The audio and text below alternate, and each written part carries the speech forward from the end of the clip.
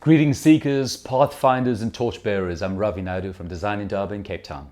Design Indaba is the world's biggest design conference. It was born at the dawn of democracy in South Africa and has morphed from being both a think tank into a massive do tank. It's at once a celebration of creativity, design and innovation with the world's leading creatives, but then they all put to work so that the genius could leave the room and settle in the high street and in community.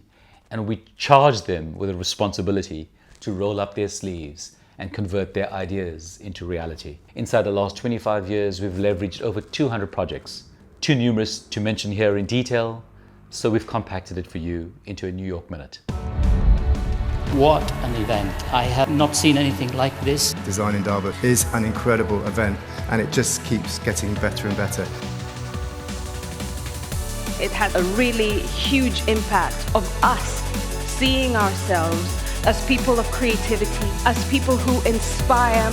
Today we have tools that we thought were never imaginable. This project probably wouldn't have happened without the Design Indaba and is one of many manifestations I think that are beginning to happen of more permanent things that the Indaba has spawned. Design helps you do things that you never thought you could do. My goal is to keep everybody warm on the whole wide world. I'm not a designer, I'm actually a designer. We are in the time of the creative thinkers. The creative people make the world go round.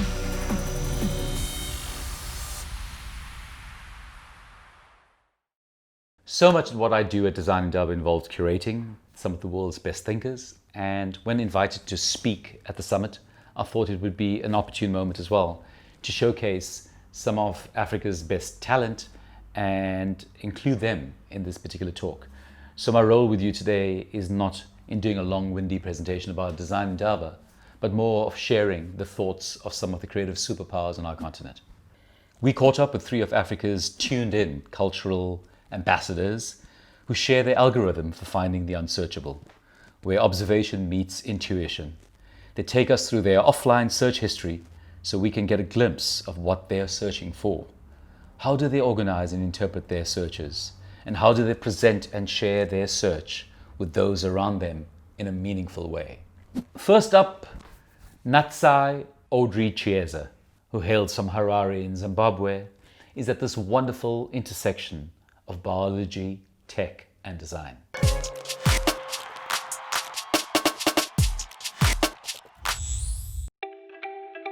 My name is Natsai Audrey Chiesa. I am a Zimbabwean-born, London-based designer.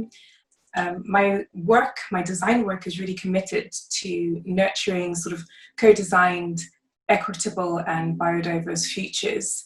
I founded my company, Faber Futures, in 2018, and we are a small design agency operating really at the intersection of nature, technology and society. Everything we don't know right now is that we're beginning to unearth it through the use of emerging technologies.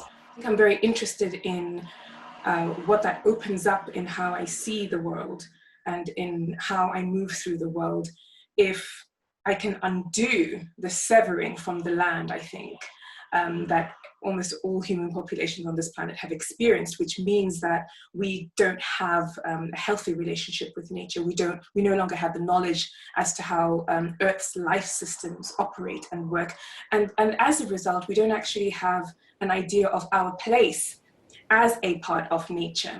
And I was reading an amazing book by Robin Wall Kimmerer, and her book, Braiding Sweetgrass, really emphasizes indigenous knowledge next to scientific knowledge.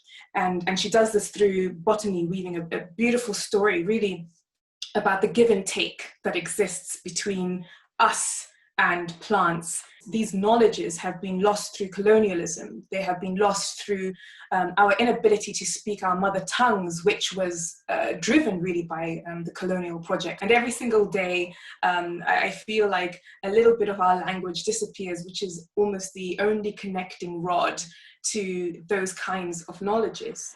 I feel so strongly about the preservation of indigenous culture because so many other knowledge systems across the world from different cultures about those unique environments exist that science has not been able to access, because science asks different questions for different reasons.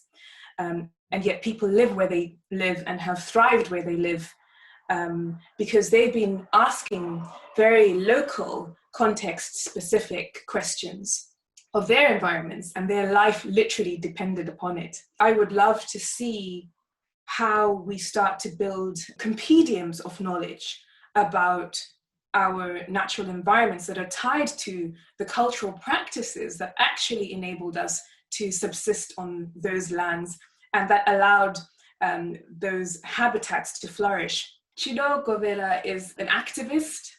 She is a food grower, and she is mother to many children without family in Zimbabwe. And she has been working to build an understanding of our food traditions in the forests that we used to be quite well versed upon, but that we no longer understand or appreciate or even look out and look after.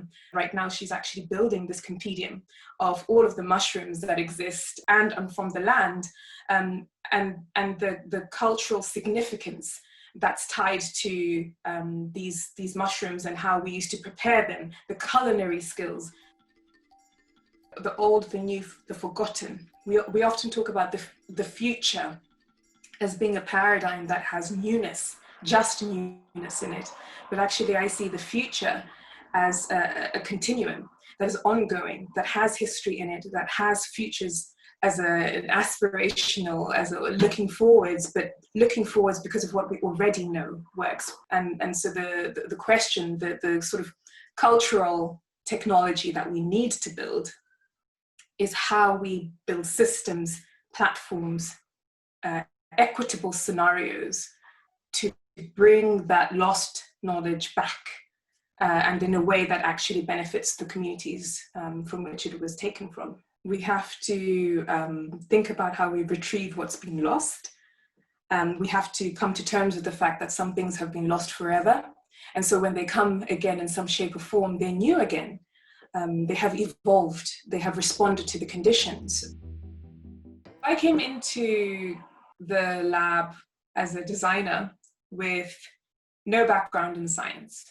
And when I was met with an organism that's producing pigment, the initial question I had was, what can we use that for? And it took a while to realize that the pigment could dye textiles. It took about a year to get it to work properly. And it took about a year to get it to work properly because I was asking the wrong questions. I was seeing this organism producing the pigment. I was seeing the potential for us to extract that pigment and to use it for existing methodologies in which we might print a textile print. And for about a year, that didn't yield anything. And it didn't yield anything because I thought that I was expected to think like a scientist in this environment. But when I started to think like a designer in this environment, I was now able to ask fundamentally different questions and develop new ways of working with the organism that yielded new results, different results, but also new efficacies that weren't present prior to that moment. So how we refine the question before we ask it is so vital. And what we've learned through a number of our projects is that it really matters who you're asking. It really matters how they got there. Before we know which questions to ask, I think it's really important to solicit as many insights as possible from as many different kinds of people and experts as possible that may feel far away from the problem at hand, but who provide a more systemic perspective of where this question operates and what it is directly interacting with. And then there's an iterative process in that, whereby those insights can then drive us to ask and to refine a better question, a more nuanced question. One of the things I get asked all the time is what we can learn from nature. And what we learn from nature what I take away from nature every day is just how nature has come up with so many diverse ways of knowing, of being, of living, and biological or biodiversity is such an excellent teacher about how we might think about different ways of applying technology in the future. So I'm excited to see already how our ability to read and write DNA is opening up really new possibilities otherwise unthought of. One beautiful example is Resurrecting the Sublime, a project that takes an extinct flower and reconfigures its DNA to produce a scent that is a distant memory really of what this extinct flower may have smelled like. And that's a project by Daisy Ginsberg, Christina Agabakis and Cecil Tolas that they've been working on together. And this really fascinated me, the hybridization of code and how it could leap from the binary and into the biological. So the central question for me became this kind of power that will supersede the digital is biological. If I have to engage with these ethics, if I want to build a better world, and this is my toolkit, then how do we go about doing that? Essentially, what Natsei told us that it's essentially about asking the right questions. We will have more questions than answers. Like nature, we are interdependent. Collaboration opens our minds to possibilities we could never fathom. One of our favorite collaborators, and muses in fact, is Sally Kion, a fashion designer first and foremost, but a cultural connector, filmmaker, storyteller, and a dyed-the-will booster for Senegal and its cultural bounty.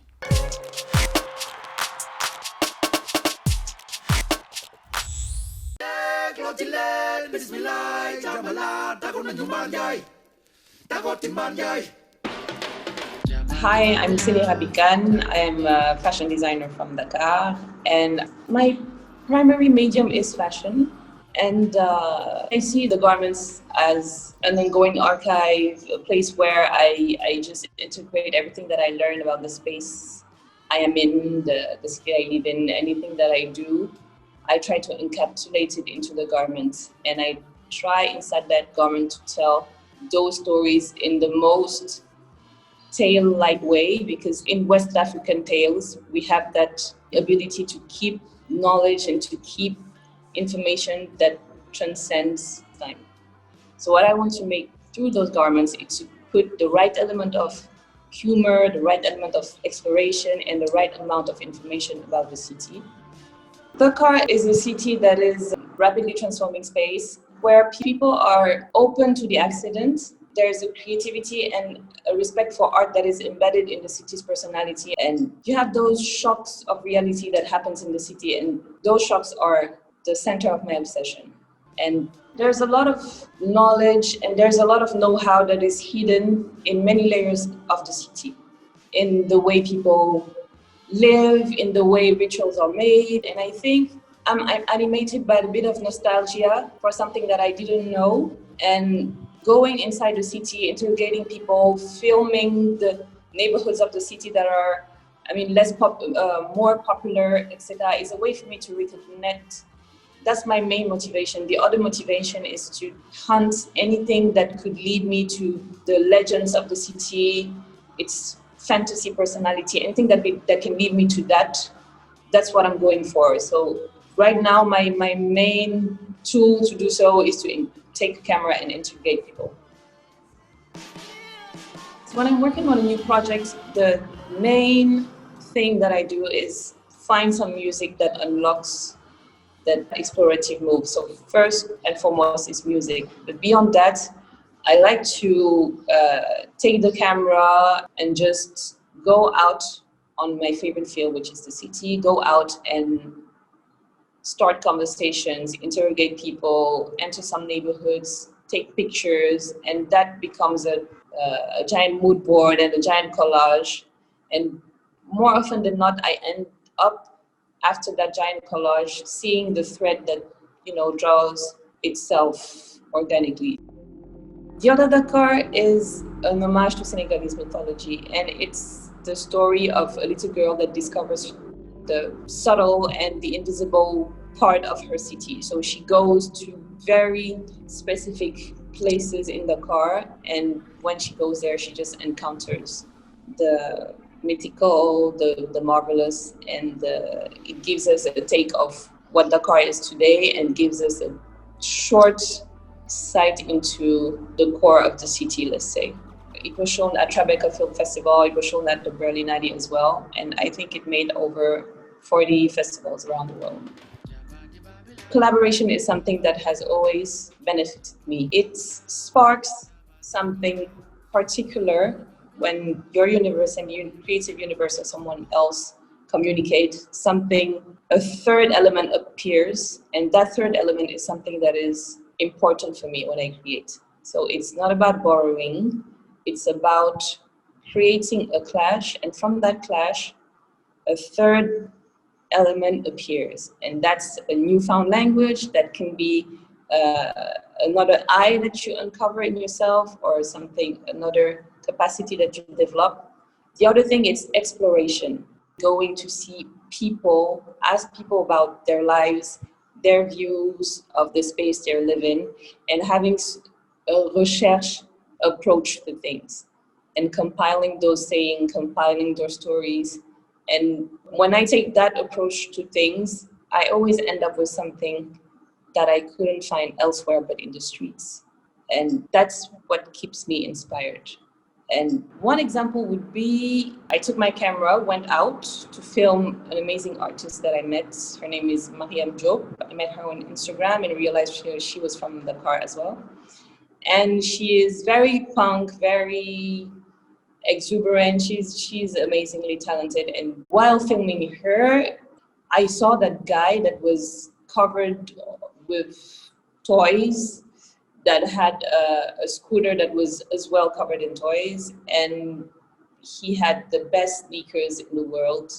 The shoelaces were chained.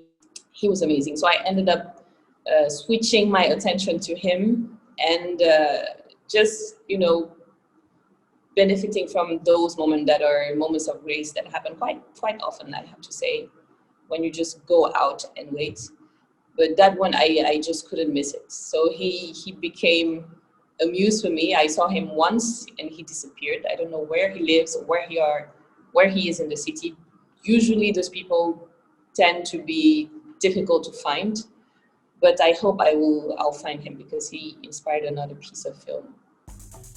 Beyond Dakar, I feel like I'm part of a generation of creatives that are explorative, that go beyond certain norms and just explore with a sense of ease the place they are in the world, and they are eager to tell their version of the story and get rid of any perceptions of who they are, the space they come from, and just tell the truth about their place.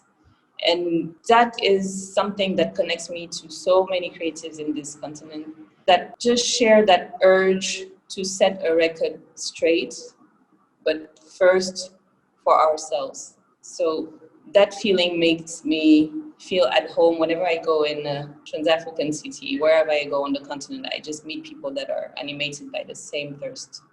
Pretty much what Silly told us about was about serendipity, the accidental discoveries. Sometimes creative inspiration lies within these serendipitous creative encounters. Some of the best searches are the undefined, spontaneous discoveries that arise from simply just being present and aware. Someone totally comfortable with her being is Zolani Mahola, founder and former lead singer of the critically acclaimed music group Freshly Ground. Zolani Mahola is a diva. She's probably most famous for the anthemic duet with Shakira for the Soccer World Cup 2010. You all know it, Waka Waka.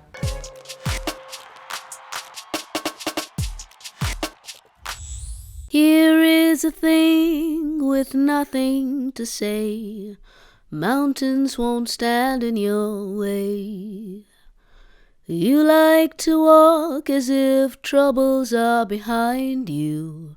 They'll never find you as long as you hide. I've been called by many names.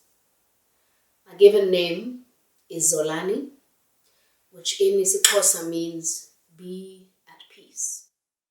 When people don't know which name to call me, they say, Nangia, kulotulayo. There she is. It's the one who sings. When I was small, I lost my mother, and with the death of my mother, I also lost my father in a way. He became emotionally absent. And with his loss, I lost that notion of myself as that beloved and whole and seen little girl that I'd been in their presence. And after she died, my father remarried. And my stepmother gave me another view of myself that was less than perfect, that was less than whole. And between the ages of about 8 and 11, my eldest stepbrother left me with another story. You see, he really liked it when I pleased him, and he didn't like it when I didn't. So I felt that I had to please him. And he got what he needed from me for many nights on a cold linoleum bathroom floor. And with every night, he took away more and more of myself. I don't blame him now, for he himself was broken long before he ever thought to break me. At Catholic school, I got a new name. A name that had nothing to do with the language that I spoke or the culture that I was from. And with that name came the realization that I had to be someone else in order to please others. I grew and I had an amazing life. Man, I partied, I made bold decisions, I sang, I acted, I wrote poetry, I wrote prose. I grew. At some point in my 30s, after I'd married, after I'd had my first child, and after I'd had this, and while I was having this really successful career as an artist, I realized that I couldn't see myself. When I looked for myself in my mind's eye, I couldn't see me. I couldn't feel what it was that I looked like. So I went on a journey to see myself. A journey in photographs, me capturing different emotions and different states of me. I became a seeker, and my searching led to some hard insights and decisions. I realized that who I'd been as a child had left me with strategies, these ingenious strategies that I'd first used to cope with my life. And these ingenious inventions of a child mind had somehow become my prisoner and had hidden who it is that I am. I had hidden myself from myself. And so I made a conscious decision to change. I lost 25 kilograms. Yeah, I gained most of it back over a decade. I left the safety and comfort of a dynamic, insane Pan-African band, freshly ground, that defined me for nearly 2 decades. I put on a play which saw me stage the people I have been and who I've met throughout my life, the voices which had formed a chorus of shadow characters and champions. I put them center stage in an effort to seek and to find my truest voice, my truest presence, my truest story. I'm growing. I'm seeking. I'm finding new tools in the search for the unsearchable, the ungoogleable. I meditate. I spend time with myself, learning what it is that brings me real joy and feeling out which story brings out the best of me. Slowly, I'm getting in touch with myself, my real self. the one who breathes, the one who dreams, the one who dives deep in the sea, the one who sings. I'm still searching to know myself, to see myself, to know my purpose, to reach my highest potential. And what I'm hoping is that this search will help others in their own search to know themselves, to see themselves, to know their purposes, and to reach their highest potential. Here is the thing that I've wanted to say. I share my results through my work as a storyteller, through being curious in song and the curation of the stories of others, on stages, large and small. And in this way, I keep growing. There I go again, bleeding and beating on window pane. Come, I'll bring us your shame. We won't leave you lonely, we'll call you by name. I am Zolani Maola. I am the one who sings.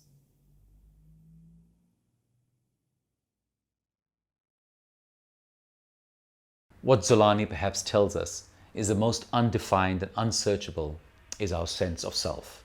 Sometimes to create what matters in the world, we need to first understand our own purpose. Hope you enjoyed these interesting insights.